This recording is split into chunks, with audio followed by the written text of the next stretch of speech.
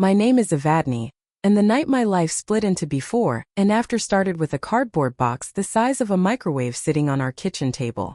There was no note, no ribbon, just a strip of blue painter's tape across the top with one word written in his neat print.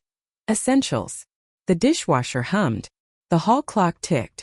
I heard my own breath in the quiet. I lifted the tape with a fingernail and looked inside. A framed diploma. 2 hoodies he never let me borrow. A leather notebook with a broken elastic band. The passport we kept in the file drawer, now missing the sleeve where I store our travel copies. He had packed like a man who rehearsed the move in his head 100 times. When the door opened, he walked in with the casual confidence of someone who believes the story belongs to him. His name is Caleb. He smiled the same measured smile that used to melt me and now made me cold. He set his keys down, not on the hook where they live, but on the table beside the box, as if he were staking a small flag. "We need to talk," he said. "I can see that," I answered, looking at the box, then at him. He did not sit. He stayed standing, one palm on the chair back like an anchor. "I want a fresh start," he said. "For both of us." The phrase sounded kind. It was a knife wrapped in silk. I watched his mouth form the words that would move my furniture without touching a single thing. "It is not working," he continued, voice even practiced. "We argue about money. We want different futures. I think we should take a break. Reset. Space will be healthy." He said we the way borrowers say ours when they mean yours. "Space," I repeated. He nodded, encouraged. "I found a sublet near work. Month to month. No drama. No lawyers. We divide what we have. Clean exit. I will cover next month's rent as a gesture. Then we are square." The dishwasher clicked into its dry cycle. The hum turned to a soft windy rush. I kept my voice flat, like a calm sea hiding depth. "And my name on the lease?" I asked. "And the car note with both signatures?" He exhaled through his nose. Patient. Patronizing. "I am not out to hurt you, Evadne. We are adults. Adults who label boxes essentials and pack passports before conversations." He reached for the box to close it. The leather notebook slid, bumping the edge. I caught it with 2 fingers and felt a page corner jutting out, marked with a sticky tab the color of a bruise. My thumb brushed the ink. A date stared up at me. A date I did not recognize. A date that landed 3 weeks after his fresh start. I put the notebook back and closed the flap like nothing had happened. If there is one thing I learned growing up with a mother who solved problems for a living and never raised her voice, it is this. The quietest person in the room is often holding the sharpest timeline. "Okay," I said. "If a reset is what you want, we do it right." He blinked. He had expected tears. He had prepped for rage. He had not rehearsed me saying yes. "Right," he echoed. "Transparent," I said. "Documented. Fair." "Exactly," he said quickly, relief blooming. "No need to make it messy." We stood like that for a long, shallow moment, both of us acting. He was acting like he had told me the truth. I was acting like I believed him. "Dinner," I said at last. "You hungry?" He laughed, surprise softening his posture. "You are amazing," he said, and leaned to kiss my temple like a man who deserved tenderness. I stepped away to the refrigerator and took out leftovers I no longer tasted. He ate. I watched the second hand on the stove clock circle to the top. When he put his plate in the sink and reached for the box, I touched the edge with one finger. "Leave it," I said. "We will inventory in the morning." He hesitated. Then he let go. He slept on the couch. I lay awake in our bed and stared at the ceiling where a hairline crack runs from the light fixture to the window like a map someone started and forgot to finish. Somewhere in the building a pipe clanged. A car alarm chirped and fell quiet. I counted breaths and thought about the sticky tab in the notebook. I thought about how fresh his story sounded and how stale the details were. I thought about the narrow hinge between a break and an exit, and how fast men like him can slip through. At dawn I got up quietly, padded to the kitchen and opened the notebook. What I found on that marked page did not scream. It whispered, the way a fuse whispers before a fire. It was a list of dates and routing numbers. It was a neat column of transfers leaving our joint account in small, polite amounts, each one low enough not to trigger a bank alert. all of them walking in the same direction toward a savings account I had never seen. At the top of the page, in his careful block letters, Caleb had written one phrase: Reset Fund. I did not slam the book. I did not wake him. I poured coffee, sat at the table with his notebook open, and drew a box on a clean page. Inside the box I wrote plan. Under it I wrote proof. Then I started a list of my own. I was calm. I was not kind. By the time he stirred on the couch, the outline existed. By the time he rubbed his eyes and told me he would swing by after work to pick up his essentials, the timeline had a spine. He kissed the air near my cheek again. The door closed behind him. I turned the lock, picked up my phone and dialed the first ally I would need. "Mom," I said when she answered. "I need your brain." "What did he do?"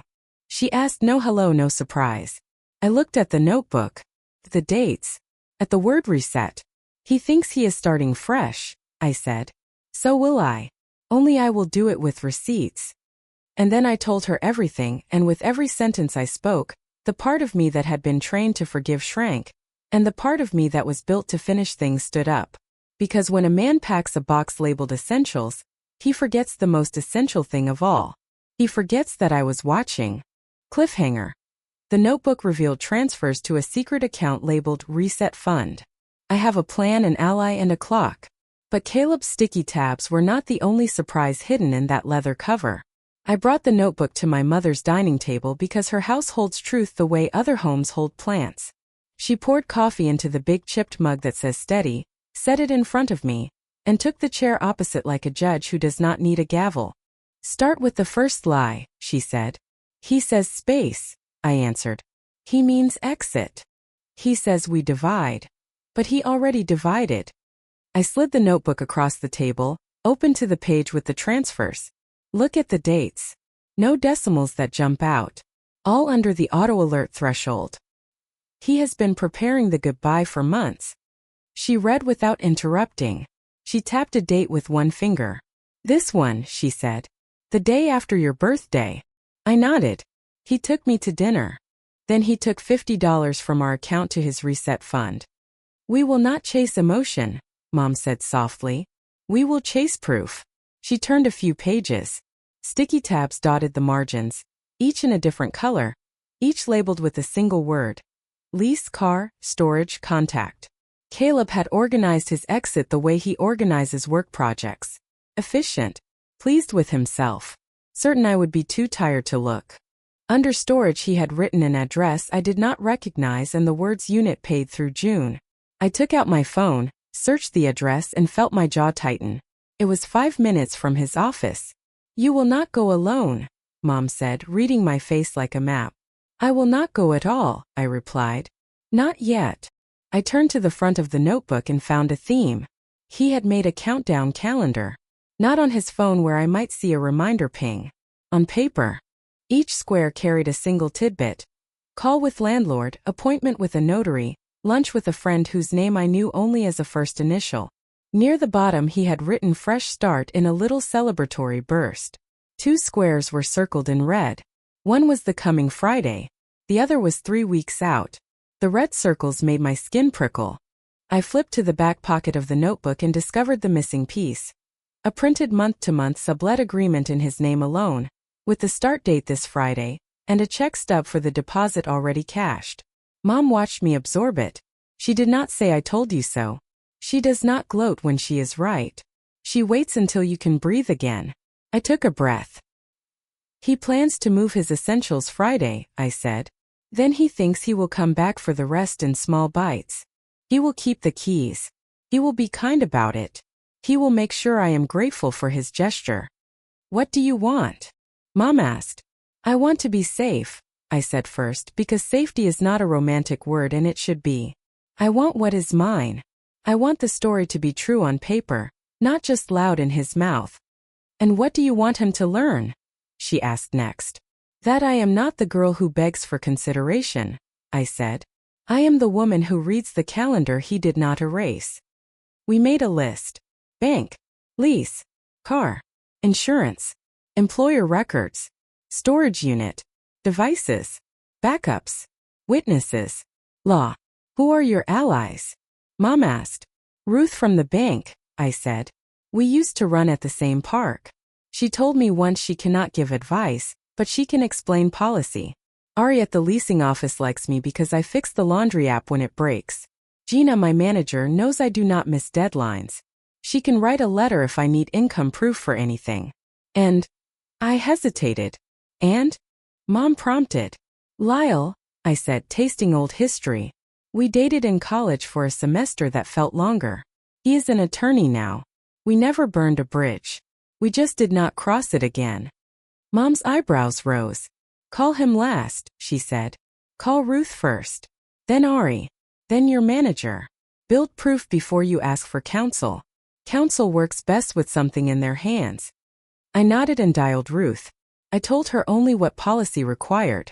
Hypothetically, I said, if a joint account holder suspected transfers that were not authorized as household expenses, what does policy say about documentation, holds, and notifications?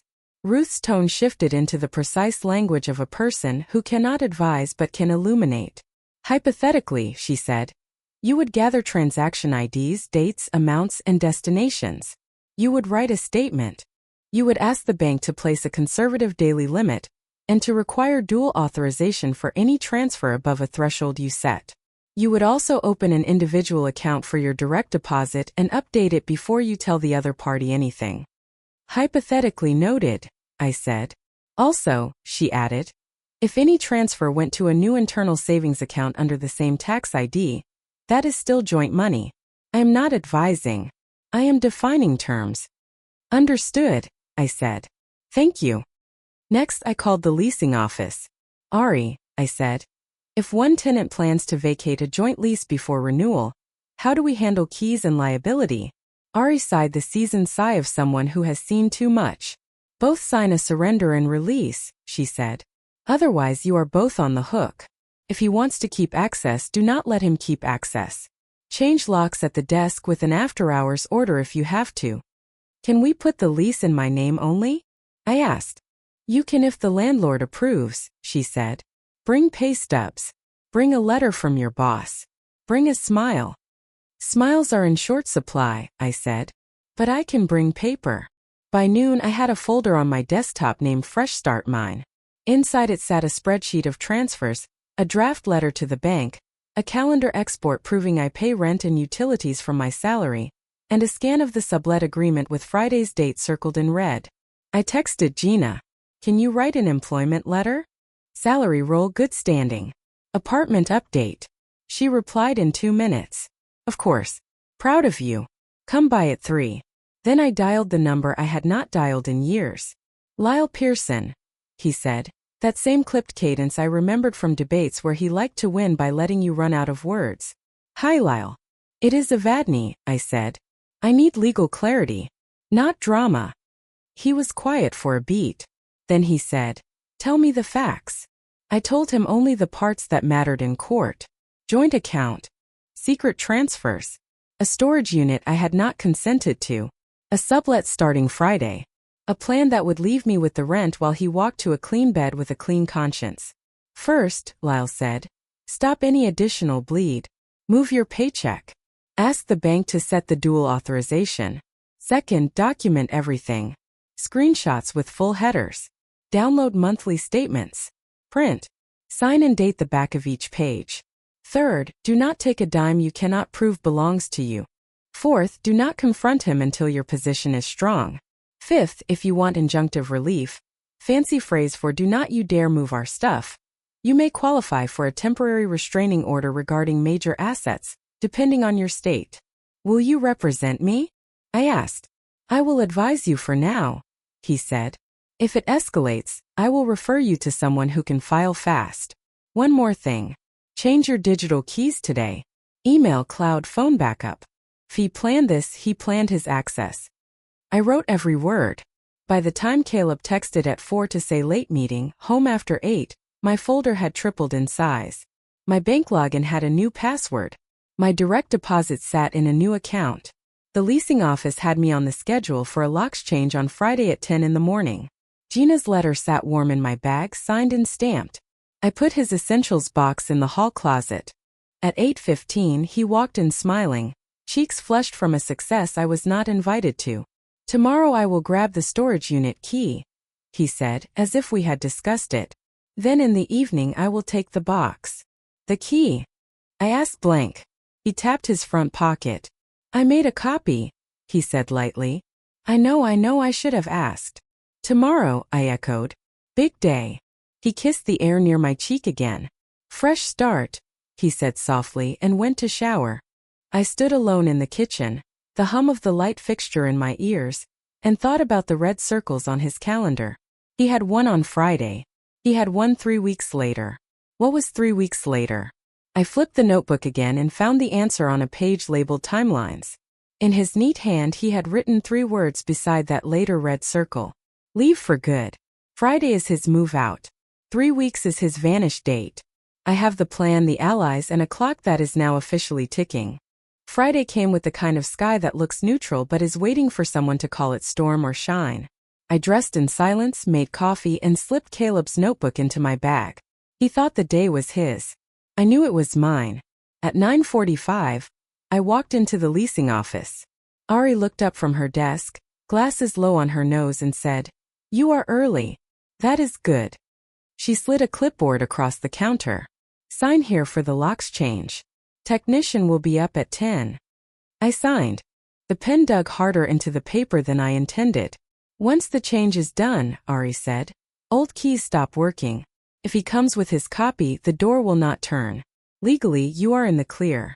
You already filed the single tenant application, right?" "Yes," I said, lifting the envelope Gina had given me. "Employment letter, pay stubs, bank verification. Everything you asked." Ari nodded, almost smiling. "You are better prepared than most couples who split." "I am not most couples," I said. By 10:20 the locks were changed. By 10:40, I was at the address listed under storage in Caleb's notebook. The building was a squat concrete warehouse with rows of units numbered like prison cells. I stood at the counter, folder in hand, pretending calm. "Unit number?" the clerk asked. I slid a copy of the page from Caleb's notebook across the counter. "This one," I said, pointing to the number he had written. The clerk typed, then squinted at the screen. "Authorized renter is Caleb K., he said. "I am his joint account holder," I replied evenly. "Every dollar that paid this unit came from funds in both names. I need a statement of contents and dates. If you cannot provide it, I need to know who can." The clerk hesitated, then printed something that looked like a receipt. "This shows rent paid. No list of contents." "That is fine," I said, tucking it into my folder. Proof was proof, even in fragments. The real revelation came when I asked, "Do you have a security log of visits?" He frowned. "Why?" "Because the lease for my apartment is in both names. If he is moving things from our shared address into a unit I did not approve, I need documentation. For liability." That word liability shifted his posture. He tapped keys, printed another sheet, and handed it over. "This shows entry codes. He came 3 times in the last month. Last entry yesterday." My skin prickled. Yesterday he had told me he was late at work.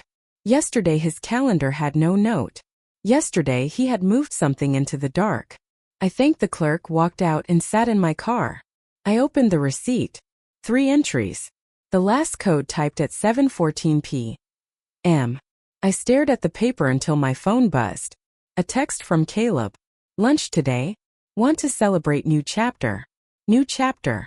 He meant his. I closed my eyes, let the words burn, then texted back. "Can't. Busy. Tonight maybe." He replied with a thumbs up. Casual. Pleased. Oblivious. I drove home and laid the receipts on the table beside the notebook. Storage rent. Entry logs. Transfers. Sublet lease. Employment letter. Every piece a bead. Together. A necklace that could tighten into a chain. Mom called at noon. Progress. Locks changed. Storage confirmed. He was there last night. "What do you think he moved?" she asked. "Not clothes," I said. "Not dishes. Something bigger." Silence stretched. Mom finally said, "You will not open the unit alone." "No," I agreed. "But I will open it." That afternoon I called Lyle. "Suppose," I said carefully. A storage unit contains marital property moved without consent. What rights do I have? Suppose, he said, you have receipts of payment from joint funds, entry logs tied to one name and proof of concealment. You would have standing. You could request inventory. You could claim misappropriation if value is significant. You could also, depending on state, file for temporary injunction. What if I just open the door? I asked. Then you document everything before you move a single item, he said. Photos, timestamps, witnesses. You want the record to speak louder than he does. I hung up, exhaled, and dialed my mother again. Tomorrow, I said. We open it. That evening, Caleb came home with takeout. He set the bags down, cheerful, unburdened. Pad Thai, he said. Your favorite. I looked at the bags. At his smiling face. At the man who had eaten dinners I cooked while moving our life into a unit I had never seen. Thanks, I said lightly and opened a carton. I lifted noodles with chopsticks and chewed wood instead of flavor. He talked about his day. About clients. About the weather. He did not talk about the box in the closet or the key in his pocket. When he leaned back satisfied, he said, Friday went smoother than I thought. Fresh start feels good. I smiled with my lips, not my eyes. Fresh, I repeated. Yes. He yawned, stretched, and showered. When he came out, towel around his waist, he asked, What are you doing tomorrow? I closed my laptop before he could see the receipts. Nothing, I said. Absolutely nothing. He kissed the air near my temple. Perfect, he said and went to bed. I sat awake at the table, receipts fanned before me, and thought about the door I would open tomorrow. A door he thought was his secret. A door that could show me everything. The storage unit waits. Tomorrow I will open it, with witnesses, with proof, with the calm of a woman who no longer asks permission. I had proof now. Proof that Daniel's fresh start was nothing more than a cover for lies. But proof alone would not protect me. Proof without a plan was just pain written in ink. I needed allies. People who could help me carry this truth without breaking. People who would not just pity me but would stand with me as I prepared to take my life back. The first person I called was my sister, Clara. She had always been the one who could read me without words. When she answered the phone, she said only, What did he do? It was like she had been waiting for this call. I told her everything about the staged moving boxes, about the secret transfers, about the second apartment that was supposed to be his escape. She was silent for a moment, then she said, You're not going to let him walk away with your life, are you? Her voice wasn't a question. It was a challenge. And I accepted it. Together we began to map out steps. Clara connected me with a lawyer she trusted, a sharp woman named Marianne, who listened to my story with eyes that never blinked and a pen that never stopped moving. She told me what I already suspected. Daniel had been preparing to cut me out, not just emotionally but financially. But, she added, leaning forward, he is sloppy. Men like him always think they are smarter than they are. We can use that. Her words gave me fuel. It wasn't just betrayal anymore, it was a strategy. I was no longer the abandoned wife. I was the strategist sitting across from him on a chessboard he didn't know he was playing. Still, I needed more than lawyers and legal paperwork. I needed people who could anchor me when the nights were long and my doubts were loud. My best friend Elise showed up at my door with a bag of groceries and a notebook. She said, We're going to plan your life like a business launch. Because that's what this is, a relaunch. We sat at my kitchen table surrounded by papers, financial statements, and cups of coffee gone cold. Elise asked the hard questions. Clara filled in the missing details. Marian explained what could hold in court, and what could collapse under pressure. Piece by piece, my life was being rebuilt. Not as Daniel's shadow, but as my own. There were nights I wanted to scream. Nights when the weight of his deception pressed so heavily on me that I felt crushed. But then Clara would send me a text at midnight. Remember, you're not broken. You're loading the weapon. And I would breathe again. Every plan needs timing, and timing was on my side. Daniel thought he had months before he could spring his escape. He thought I would sit quietly while he redrew my life. But he had no idea I had already assembled a team. No idea that while he packed lies into boxes, I was packing truth into evidence. The stage was almost set. Soon it would be time to step into the role he never imagined for me. The woman who didn't just survive betrayal but turned it into a reckoning. And as I lay in bed that night, the paper spread across the floor like a map, I whispered to myself, he thinks he's leaving me behind. But I'm the one already ahead of him. I closed my eyes with that thought, and for the first time in weeks I slept without fear. Because I knew the next move was mine. The moment I realized I was ahead of Daniel, something inside me shifted. I was no longer reacting. I was designing. The betrayal was no longer a wound, it was a blueprint. Marianne, my lawyer, said, "You want him exposed legally and publicly. That means we don't just block his moves. We flip them." Her eyes glittered with sharpness. She thrived on cases where arrogance met consequences. So we laid out the counterplan step by step. First, the finances. Daniel had been moving money into an account under his own name, pretending it was savings for the new place. What he didn't know was that the transfers were traceable, and Marianne had already frozen one of them. The look on his face when he realized his funds had vanished would be priceless. But that was just the opening act. Second, the car. My name was still on the title. The same car he had used to impress her, the same car he flaunted in photos, was legally mine. Marianne arranged for the title to be transferred fully to me before he could make another move. "Let him drive her around in something borrowed," she said dryly. Third, the apartment. The one he thought he had secured as his fresh start. Clara and I tracked down the landlord. With Marianne's help, we found that he had violated parts of the lease by misrepresenting income. With one signed document, we ensured the apartment would slip through his fingers. Imagine him showing up with his suitcase, only to discover the locks changed. But the centerpiece of the plan, the crown jewel, was timing. Daniel was a man who loved appearances. He loved crowds, dinners, and events where he could shine. So I would wait for the biggest moment of all. A night when every eye would be on him, when his mask would be polished and gleaming. That was when I would pull it off. Not with screaming. Not with chaos. But with precision, with evidence, with the kind of truth that could not be denied. Elise leaned across the table one evening, her voice low and deliberate. "You're not just fighting back. You're reclaiming the stage." She was right. This was no longer about punishing him. It was about rewriting the story. I wasn't going to be remembered as the wife he left behind. I was going to be remembered as the woman who turned betrayal into a weapon. Still, there was a dangerous part of me that wanted to rush, to act quickly and feel the satisfaction of the reveal. But Clara reminded me, patience makes revenge art, not accident. So I waited. Every phone call, every message, every staged smile I gave Daniel was a brushstroke on the canvas I was creating. And he remained oblivious. He would come home late, his tie loose, smelling faintly of perfume, and he would say, "Long day. You wouldn't understand." I bit back my fury, smiled with lips that trembled, and whispered, "Of course." He believed my silence was surrender. He believed my patience was weakness. If only he knew. The plan was nearly ready. The allies were in place. The stage was chosen. And I was no longer the woman who cried over boxes and excuses. I was the woman holding the script, the director of the finale he never saw coming. As I closed my notebook that night, I felt something fierce rise inside me. It wasn't hate. It wasn't despair. It was power.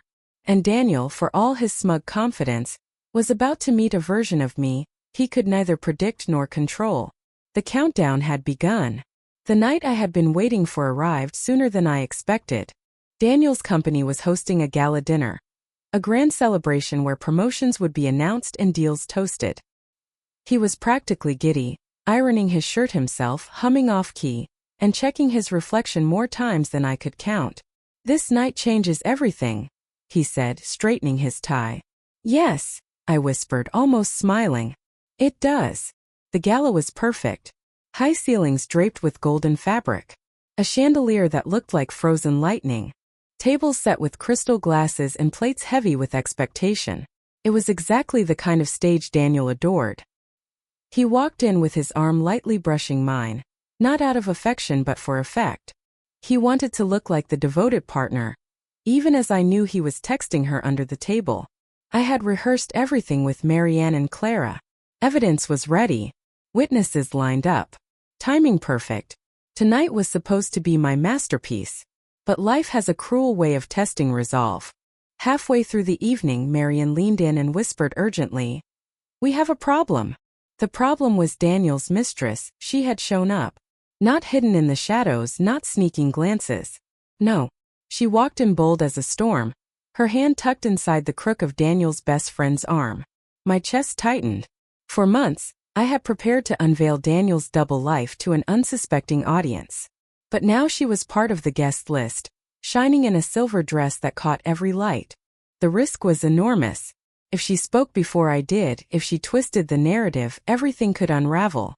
Daniel saw her, and for the first time in weeks, his confidence cracked. His smile faltered, his fingers twitched. He muttered something about needing to check on the seating arrangements, and disappeared into the crowd. Clara gripped my wrist. "This changes things. Are you ready to improvise?" My pulse hammered. Improvisation wasn't the plan. But then I realized, betrayal is chaos and chaos can be shaped. If she wanted to steal the spotlight, I would let her have it, for just long enough to set the stage on fire. The host tapped the microphone. Glasses clinked. The room hushed. Daniel's name was announced. He was called forward to accept recognition for his dedication, innovation, and loyalty. Loyalty. The word nearly choked me. He walked toward the podium, his face composed again, the mask back in place. But the mistress had other ideas. She rose too, slipping her arm free, moving closer to the stage. I could see it, the dramatic interruption she was about to cause. I had seconds to decide. Stick to the plan or seize this dangerous new opening. My heart pounded, my hands shook, but my mind sharpened like glass. I reached into my clutch, my fingers brushing the folder Marianne had prepared. Bank statements, lease violations, photos, the truth in black and white. If Daniel's betrayal was about to be dragged into the light, it would not be by her hand. It would be by mine. I stood, my chair scraping against marble. Heads turned. Daniel froze at the podium. The mistress paused mid-step, her smirk fading. This was no longer the plan. This was better. And as I walked forward, the room holding its breath, one thought carried me. He wanted the spotlight. Now he would drown in it. The microphone crackled as Daniel cleared his throat, trying to steady himself. His voice rang out, smooth but strained. "Thank you for this honor. It means so much to stand here tonight." "Stop." The word came from me. Quiet at first, but sharp enough to slice through the applause. The room stilled, heads swiveling in my direction. My heels clicked against the marble as I walked toward the podium, the folder of evidence clutched in my hand. Daniel blinked rapidly. "Evelyn," he stammered, using my name like a plea. But it was too late. "You talk about loyalty," I said, my voice steady despite the storm inside me. "About dedication. About honor. But let me ask, how loyal is a man who gives his mistress the keys to the car his wife pays for? How dedicated is a man who signs leases in his partner's name, so he can keep a second life hidden? How honorable is a man who lies to every person in this room?" Gasps rippled through the audience. The mistress froze in place, her silver dress catching the chandelier's glow, no longer dazzling but damning. Daniel tried to laugh it off, a weak chuckle. "This is clearly a misunderstanding." I opened the folder. Papers fluttered as I pulled them out one by one. Bank statements, receipts, photographs. I held them high so the crowd could see. A misunderstanding? Tell me, Daniel, is this your signature on the rental agreement for the beach house? The one you said you were using for business retreats? The hostess at the front table leaned forward, squinting. Murmurs swelled like a tide. Daniel reached for the papers, but I stepped back, denying him control. "And what about these charges? Dinners, hotels, flowers, all on our joint account. Or should I say my account?" My hand trembled, but not with fear. With power. The mistress finally spoke, her voice thin but defiant. "You told me she knew.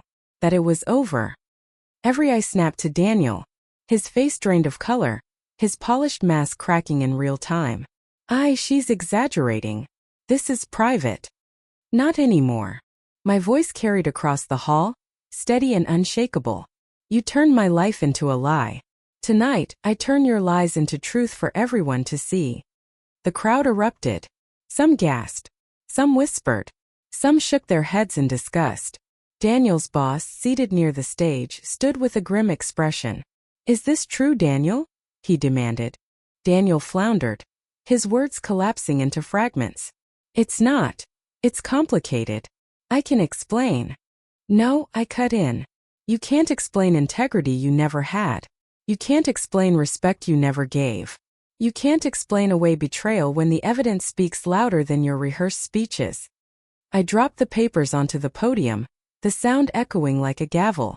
Daniel's trembling hands reached for them, but the room already knew. His voice, his charm, his act, it was all ash now.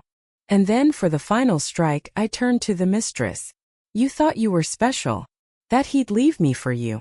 But let this be your lesson. If a man cheats with you, he will cheat on you. You're not his future. You were just part of his fraud."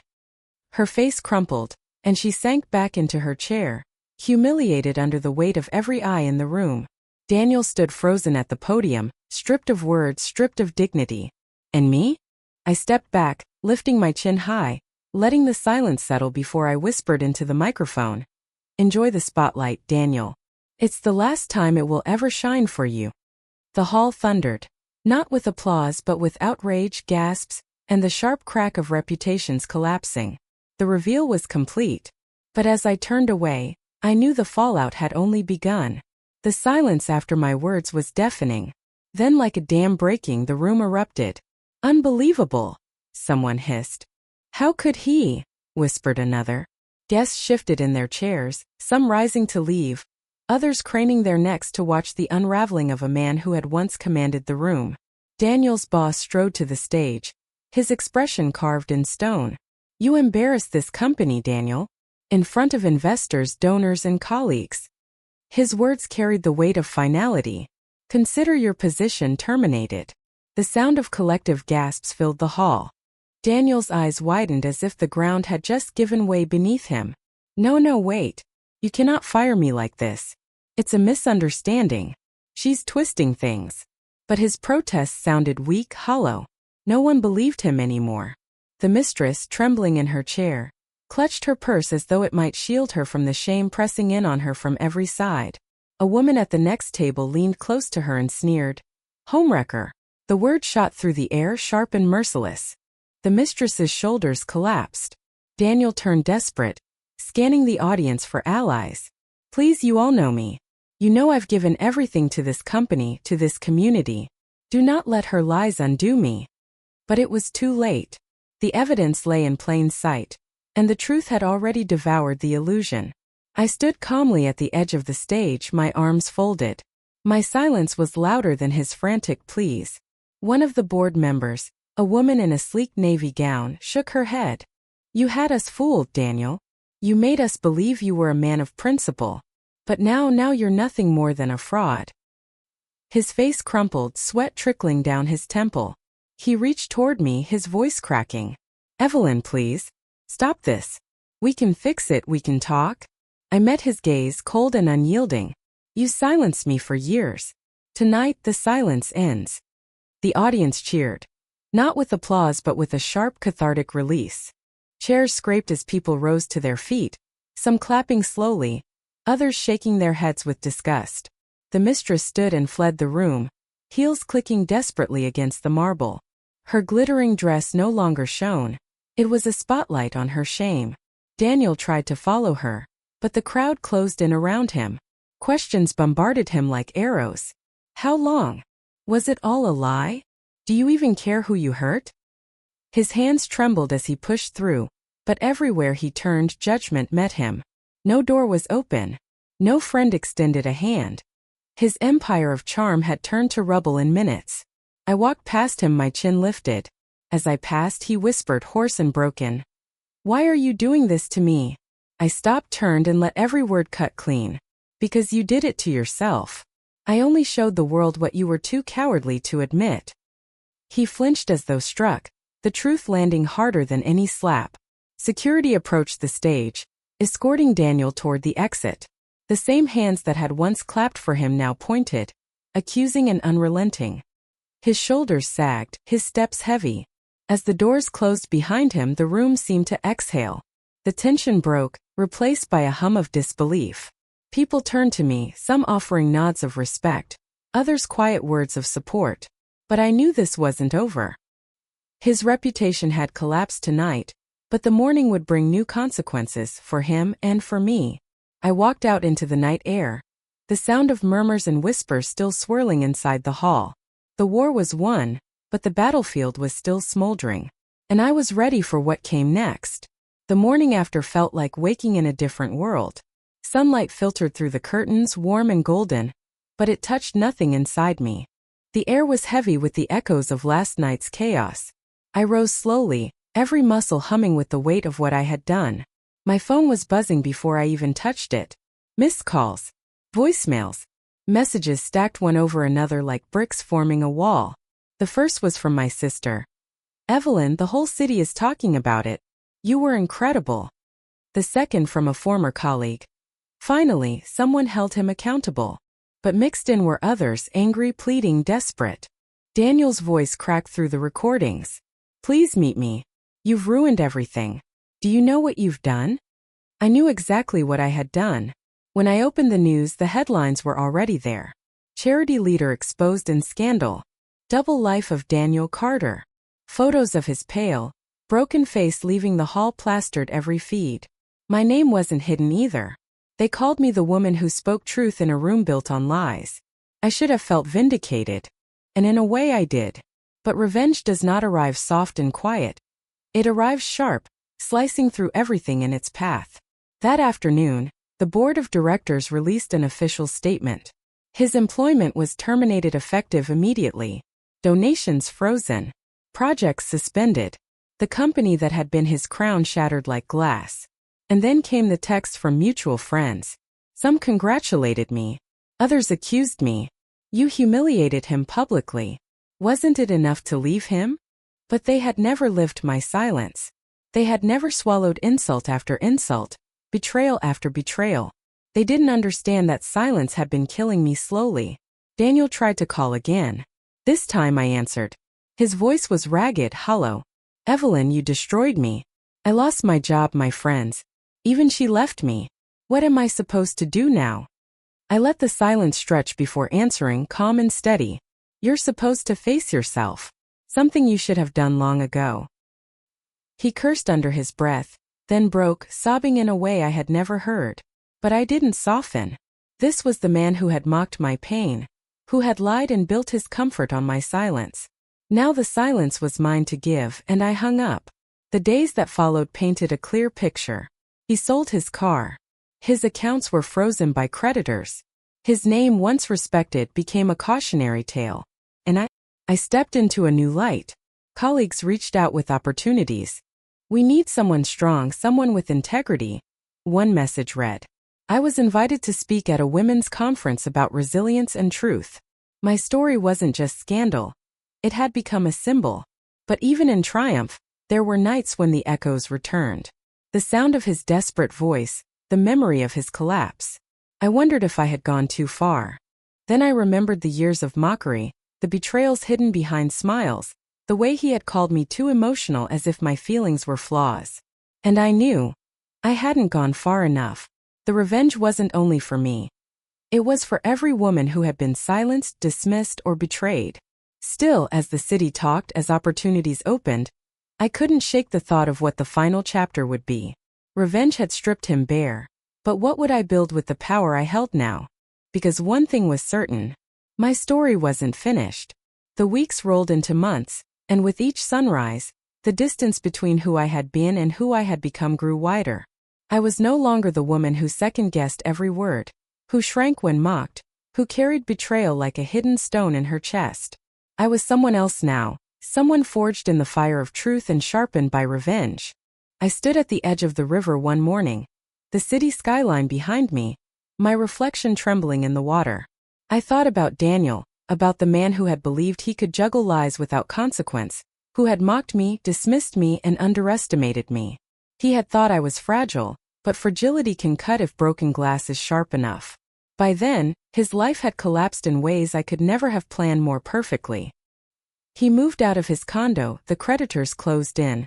His so-called friends scattered. Even his mistress, the one he had sacrificed everything for, left him in the ruins he had built for himself. And me? I rose higher. The conference speech turned into interviews. The interviews turned into opportunities. People asked how I had found the courage to expose the truth in such a public way. They wanted the secret, the formula, the method. But the truth was simple. Silence protects no one. It would have been easier to leave quietly, to vanish, to lick my wounds in private. That is what he expected, what men like him always expect. They expect women to fold, to take their pain and tuck it into corners where no one will ever see. But I had chosen something else. I chose to make every eye see. I chose to make silence impossible. And that choice changed everything. Sometimes late at night I still heard his voice in my head, the pleading, the rage, the regret. But it no longer hurt me. It no longer chained me. It reminded me of what I had survived and how far I had climbed. One evening, I ran into an old colleague at a cafe. She leaned across the table and whispered, "You know, you didn't just end him. You gave the rest of us permission." That stuck with me. Revenge had felt personal at first, like it was only mine. But it had become more than that. It had turned into a message, into a reminder that betrayal is not the end of the story unless you let it be. So here is what I want you to hear, because if my story reached you, then maybe it was meant to. If you are sitting in silence, carrying the weight of lies, mocked for your feelings, dismissed for your dreams, know this: you are not powerless. You have the right to stand in your truth. You have the right to write your own ending. And sometimes the sweetest ending is not whispered in secret but spoken out loud, in front of every eye that ever doubted you. My revenge was not chaos. It was clarity. It was not destruction for the sake of destruction. It was justice, carefully delivered piece by piece, until the mask of a perfect man crumbled. And when it crumbled, I stood tall. So if you take anything from my story, let it be this: betrayal can break you or it can build you. The choice is yours. I chose to build.